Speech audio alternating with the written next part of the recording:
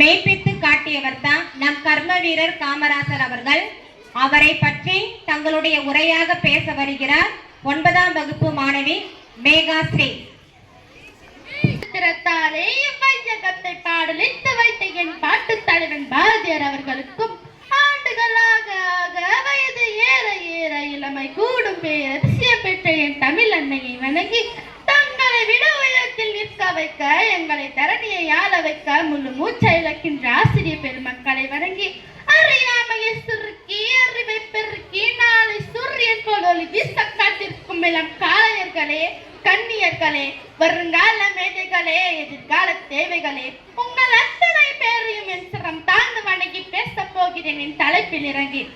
ஏழில் விழுச்செல்வம் கல்வி ஒருவனுக்கு மாடல்ல பச்சையவை என்று வள்ளுவரும் அன்ன சத்திரம் 1000 வைத்தல் ஆலயம் 10,000 நட்டல் அன்னையானின் புண்ணிய கோடி அங்கார் ஏழைக்கு எழுத்தறிவித்தல் என்று மகாகவி பாரதியார் பாடியதை மெய்ப்படுத்தி காட்டியவர் கல்வி கண் திறந்த காமராஜர் ஐயா அவர்கள். காமராஜர் ஐயா அவர்கள் 1903ஆம் ஆண்டு ஜூலை திங்கள் 15ஆம் நாள் விருதுநகரில் குமாரசாமி நாடாருக்கும் சிவகாமி அம்மையாருக்கும் மகனாக பிறந்தார். இளம் வயதிலேயே காமராஜர் அவர்கள் தன் தந்தை இழந்து விட்டார். பின்பு குடும்ப சூழ்நிலை காரணமாக தன் மாமாவின் துணிக்கடையில் வேலைக்கு சேர்ந்தார். அங்கு உப்பு சத்தியாகிரகம், முத்தலையாமை இயக்கம், அந்நிய துணியேற்பு என பல போராட்டங்களில் ஈடுபட்ட காரணத்தினால் பல முறையில் சிறையில் அடைக்கப்பட்டார். கல்வியின் மிக்கதாம் செல்வம் என்று இல்லையே கேளடா கண்மணி நீ என்று சொல்லியே என்று பாவேந்தர் பாரதிதாசன் வரிகளுக்கு ஏற்ப தான் முதலமைச்சரானதும் அனைத்து குழந்தைகளுக்கும் தொடக்க கல்வி இலவசமாகப்பட்டது. முதல்வரான பின்னர் ராஜாஜி கொண்டு வந்த குலக்கல்வி திட்டத்தினை கைவிட்டு மூடப்பட்ட 6000 பள்ளிகளையும் திறந்தார். மேலும் 12,000 புதிய பள்ளிகளையும் திறந்தார்.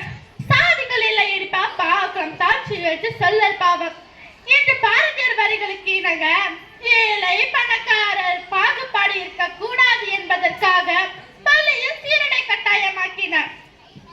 எந்த சொத்தும் இல்லாவிட்டாலும் கல்வி ஒரே சொத்து என்று நினைத்தார். கல்வி என்னும் அறிவை நாம் பெற்றுவிட்டாலே வறுமை ஒளிந்துவிடும் என்று நினைத்தார்.